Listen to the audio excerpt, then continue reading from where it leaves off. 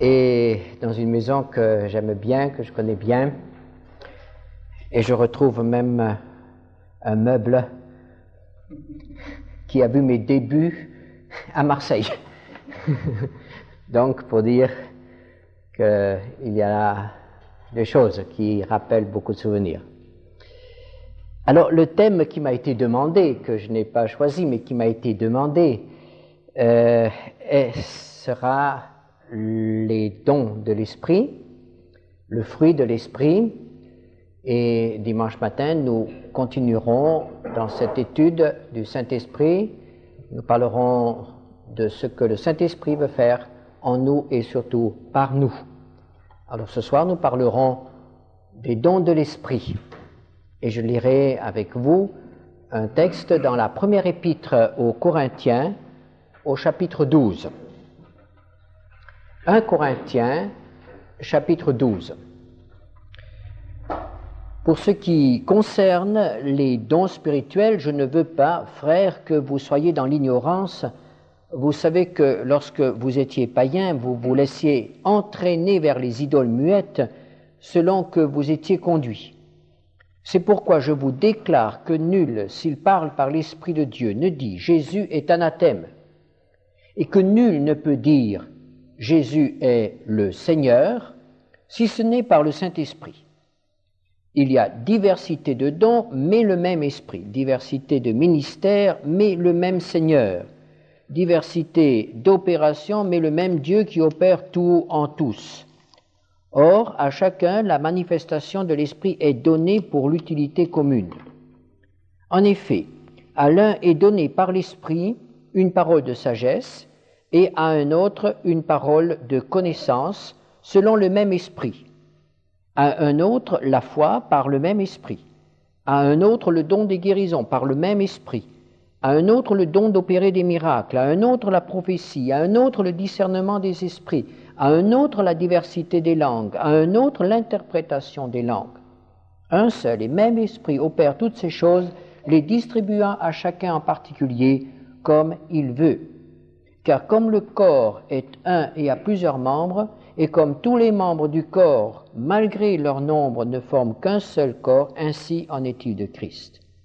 Nous avons tous en effet été baptisés dans un seul esprit pour former un seul corps, soit juif, soit grec, soit esclave, soit libre, et nous avons tous été abreuvés d'un seul esprit. Et nous prendrons encore un verset dans l'épître aux Éphésiens, Éphésiens, chapitre 4, verset 8, Éphésiens, chapitre 4, verset 8, étant monté en haut, il a emmené des captifs et il a fait des dons aux hommes. Des dons. Il a fait des dons. Il a accordé aux hommes des capacités. Il y a plusieurs dons. Et cela, tout d'abord, par rapport à leur origine. On peut distinguer les dons naturels, mais il y a aussi les dons surnaturels, et cela, on peut les reconnaître en deux groupes, les dons qui viennent des puissances des ténèbres, de Satan, et les dons qui viennent de Dieu. Alors je vous propose tout d'abord d'essayer de discerner, de comprendre les dons d'après leur origine. Donc, d'abord, les dons naturels. On parle des gens qui ont du talent, des gens qui ont des dons, des capacités. C'est ce que nous avons reçu dès notre naissance, par hérédité. Nous sommes musiciens parce que quelqu'un dans notre famille, le père, la mère, bien, il y avait là quelque chose, la musique. Nous sommes artistes, peintres, ou bien nous sommes très bons en maths ou en autre chose. Il y a là des capacités et ce sont des dons naturels. Cela nous vient de nos parents, de nos grands-parents. Ceci, nous l'avons en nous. que nous soyons chrétiens ou non. Ce sont des dons naturels. Et c'est ce qui fait la beauté, la diversité de l'humanité. Chacun a quelque chose, chacun a reçu quelque chose, et en principe pour le mettre au service des autres. Des dons naturels. Le chant est une capacité naturelle, une capacité humaine. Mais certains chantent mieux que les autres. Certains savent jouer la musique et d'autres savent encore mieux jouer. Par contre, il y en a qui ne savent pas du tout jouer, et j'en suis. Il y en a qui ont ce don et il y en a qui ont d'autres dons. Ce sont des dons naturels, que ce soit la peinture, le dessin ou quelque autre don que ce soit. Cela, nous l'avons par naissance. C'est une hérédité. Mais ces dons peuvent aussi être employés par Dieu. Par exemple, Saul de Tarse était un homme intelligent, un homme qui comprenait les choses et qui savait démontrer les choses, qui savait expliquer. C'était un penseur. Il était cela avant sa conversion. Il était déjà un maître, il était déjà un docteur avant sa conversion. Après sa conversion, Dieu a utilisé son intelligence. Dieu a utilisé les capacités d'un Moïse, Dieu a utilisé les capacités d'un Josué, Dieu a utilisé les capacités d'un Isaïe, d'un Daniel, d'un David. Des capacités naturelles, des dons naturels, mais qui ont été mis au service de Dieu, employés par Dieu. On pourrait comparer cela à un instrument, à cet orgue par exemple. L'orgue est là, l'orgue est le même pour tous, seulement certains arriveront à en sortir quelque chose qui sera très très beau, et puis d'autres, bien, voilà, ne sortiront pas grand-chose. Alors, quand Dieu vient jouer sur toute la palette des capacités naturelles qu'il nous a données, il peut en faire un chef-d'œuvre. Seulement, évidemment, certains hommes ne veulent pas que Dieu intervienne dans leur vie. Ils veulent garder leurs dons pour eux, pour leur propre gloire. Ça, c'est leur responsabilité, c'est aussi leur liberté. Dieu leur a accordé ces dons et dans son amour, dans sa souveraineté, il permet aussi que l'homme utilise ces dons, même parfois contre lui, malheureusement. Mais ce sont là des dons naturels. Et puis, il y a les dons surnaturels. Et je parlerai d'abord de ces dons qui n'appartiennent pas vraiment à la nature humaine, qui viennent d'ailleurs. Et j'ai dit que Satan peut aussi accorder des dons. Par exemple, les magiciens, les hommes qui étaient à la cour de Pharaon. Il nous est dit dans Exode 7, verset 11, Pharaon appela des sages, des enchanteurs, des magiciens d'Égypte. Eux aussi en firent autant par leurs enchantements. Que firent-ils, ces hommes? Ils imitèrent Moïse, dont le bâton s'était transformé en serpent. Vous connaissez l'histoire. Et ces hommes-là parvinrent, nous ne savons pas comment, à faire quelque chose qui ressemblait à ce miracle. Ce qu'ils n'ont pas pu empêcher, c'est que le serpent de Moïse engloutisse leur serpent à eux. Mais il faut quand même reconnaître qu'ils ont réussi à produire des serpents. Il y avait là une intervention surnaturelle. Il y avait là, je dirais, un miracle dans le négatif, un miracle de Satan. Il y avait là manifestation d'une puissance surnaturelle des ténèbres. Dans le livre des Actes, il est question d'un autre magicien, Simon le magicien.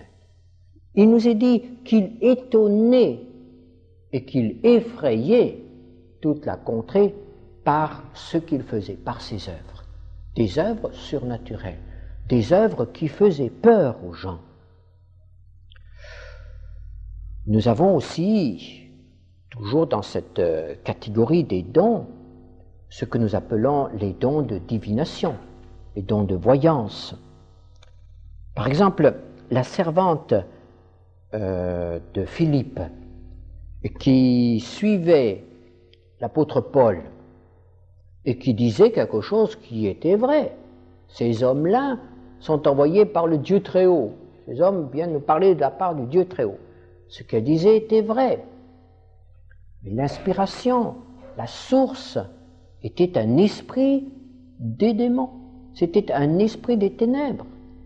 C'était Satan qui parlait par la bouche de cette femme. Un démon. Et puis, il y a aussi tous ceux qui parviennent à guérir. Chacun d'entre nous a entendu parler de guérisseurs, d'hommes, de femmes, qui ont le pouvoir de guérir des brûlures, guérir les verrues. À la campagne, ça se fait beaucoup, ces choses-là. Toutes ces pratiques, on ne peut pas les nier, il y a des résultats. Et cela n'est pas naturel à l'homme, cela n'est pas dans l'homme. C'est un don, c'est quelque chose qui vient d'ailleurs. C'est quelque chose qui vient des ténèbres. Le Seigneur Jésus nous dit dans Matthieu 24, verset 24, en parlant des derniers temps, il s'élèvera de faux Christ et faux prophètes.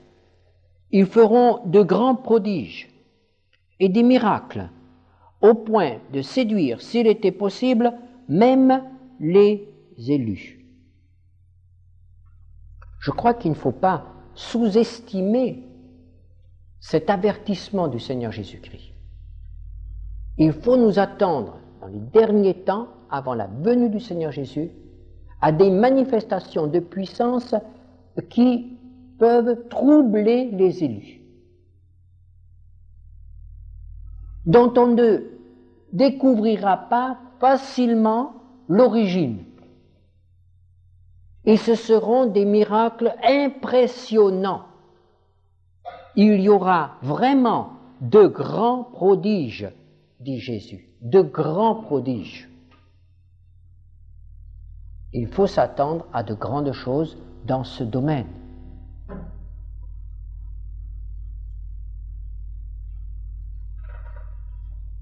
Dans le livre des Rois,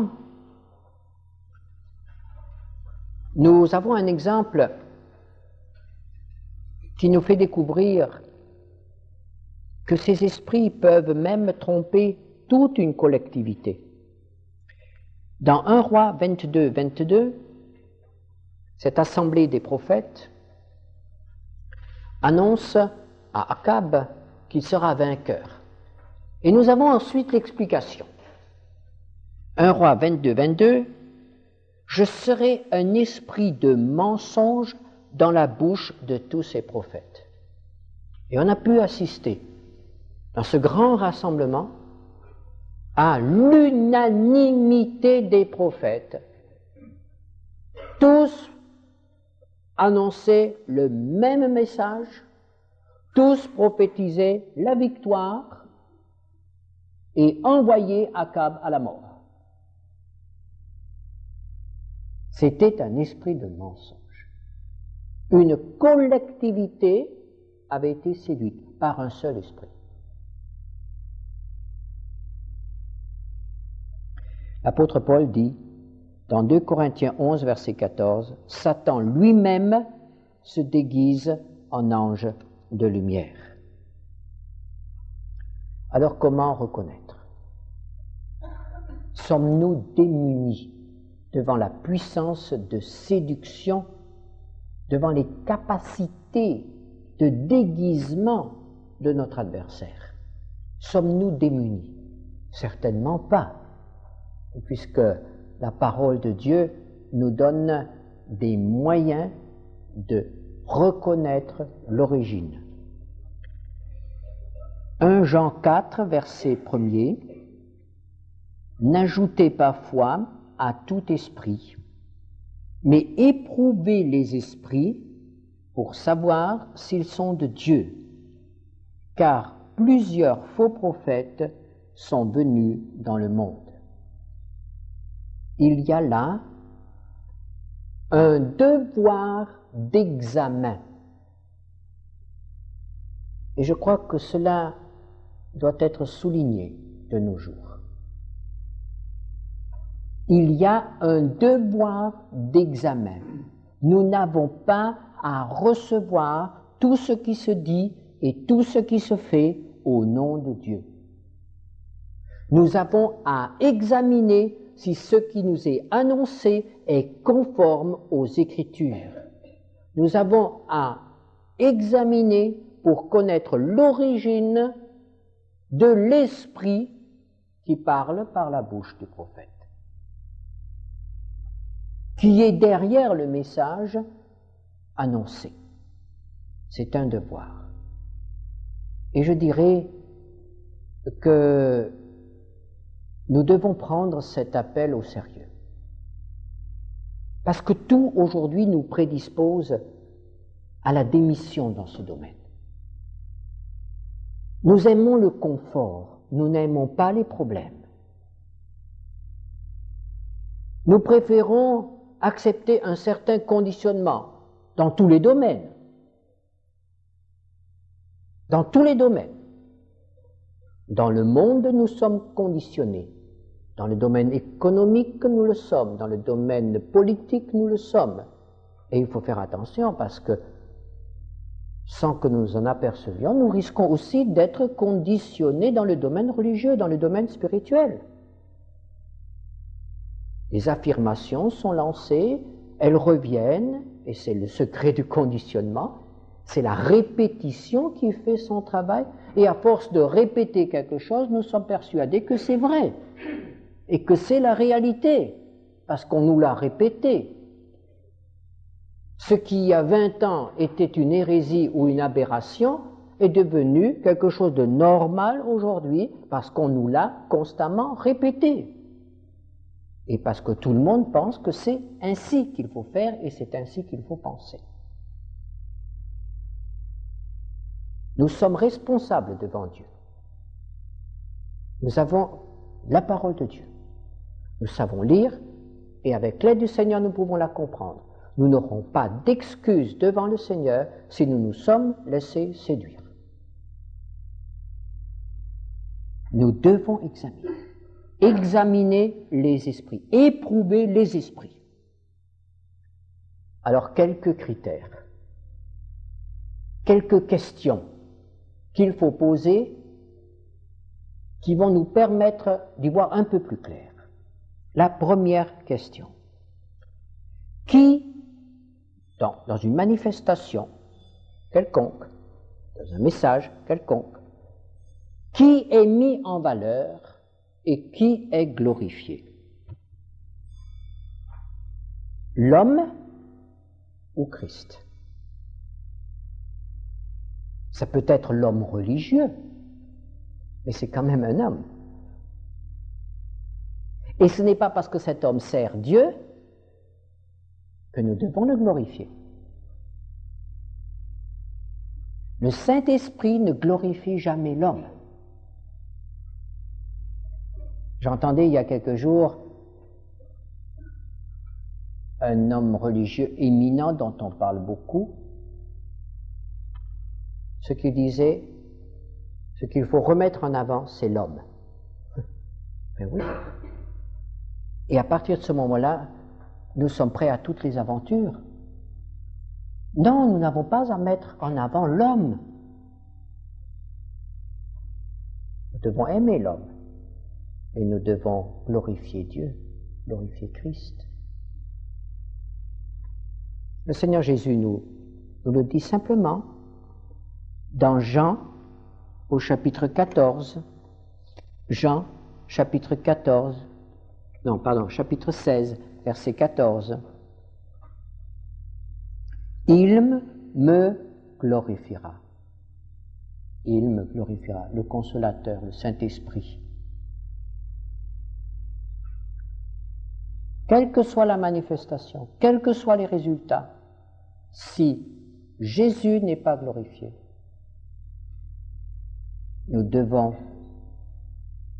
mettre un point d'interrogation sur l'origine de ce qui nous est présenté. Il me glorifiera. Qu'est-ce qui doit être glorifié? Jésus, sa personne, son œuvre. Nous avons lu tout à l'heure ce texte dans 1 Corinthiens 12. L'apôtre Paul est tout à fait clair, verset 3. Nul ne peut dire « Jésus est le Seigneur » si ce n'est par le Saint-Esprit. Il faut bien comprendre cette affirmation. Évidemment, nous pouvons vite dire comme ça du bout des lèvres « Jésus est le Seigneur ». Ça, on peut le dire. Les mots, on peut les dire. Mais affirmer sous le regard de Dieu que Jésus est vraiment le Seigneur, c'est-à-dire le Fils de Dieu, qui, après sa mort, après sa résurrection, est retourné au ciel, il s'est assis à la droite de la majesté divine, et il règne. Il est Seigneur. Il est Seigneur. À l'époque de Paul, il y avait beaucoup de seigneurs. Et il y avait un homme assis sur un trône qui voulait aussi se présenter comme le Seigneur. Et qui voulait même être adoré comme Dieu. Mais dans cette situation-là, nous ne pouvons dire « Jésus est Seigneur » que si nous avons le Saint-Esprit. Jésus est Seigneur. Et cela, il ne faut pas seulement le dire, mais il faut aussi le montrer, le manifester par la manière dont nous vivons.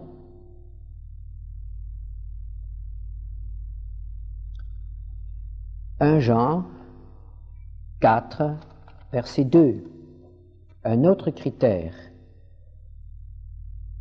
Donc je dirais que le premier critère, c'est Jésus doit être glorifié. Premier critère. Deuxième critère, il doit être glorifié comme le Seigneur. Et le troisième maintenant, 1 Jean 4, versets 2 à 3, reconnaissez à ceci l'Esprit de Dieu, tout esprit qui confesse Jésus-Christ venu en chair est de Dieu. Et tout esprit qui ne confesse pas Jésus n'est pas de Dieu. C'est celui de l'Antichrist, dont vous avez appris la venue et qui maintenant est déjà dans le monde. Jésus Seigneur, Jésus venu en chair. Nous avons donc Jésus de Nazareth, la divinité de Jésus, et nous avons l'humanité du Fils de Dieu. Le Fils de Dieu est vraiment devenu un homme. Il est devenu complètement un homme. Il n'a pas joué un rôle, il n'a pas fait semblant. Il a vraiment revêtu notre humanité. Et Jésus venu en chair, c'est aussi Jésus qui est mort pour nous sur une croix. C'est cela le message de l'Évangile. Le Fils de Dieu devenu homme, le Fils de Dieu homme crucifié pour notre salut à cause de nos péchés, et Jésus ressuscité des morts, glorifié auprès du Père dans l'éternité. C'est cela le message. C'est ce Jésus-là que nous devons annoncer. Il n'y a pas d'autre Jésus. Ce n'est pas le vrai Jésus, un Jésus modèle, un Jésus pacifiste ou un Jésus, tout ce que vous voulez. On a tout fait de Jésus. À un certain moment, on a même affirmé que Jésus était le premier hippie. On dit tout et n'importe quoi. Mais il y a un vrai Jésus, et c'est celui-là que nous devons annoncer. C'est celui-là qui doit être annoncé si la prédication est inspirée par le Saint-Esprit. C'est lui qui doit être glorifié. Donc c'est cet ensemble de critères, vous voyez, concernant la personne et l'œuvre de Jésus. Quand la personne et l'œuvre de Jésus sont modifiées, quand ce n'est pas le Jésus des Écritures, à ce moment-là, nous devons être prudents, très prudents. Et puis, nous avons l'autre aspect encore. 1 Jean 4, 6. Nous sommes de Dieu. Celui qui connaît Dieu nous écoute. Celui qui n'est pas de Dieu ne nous écoute pas.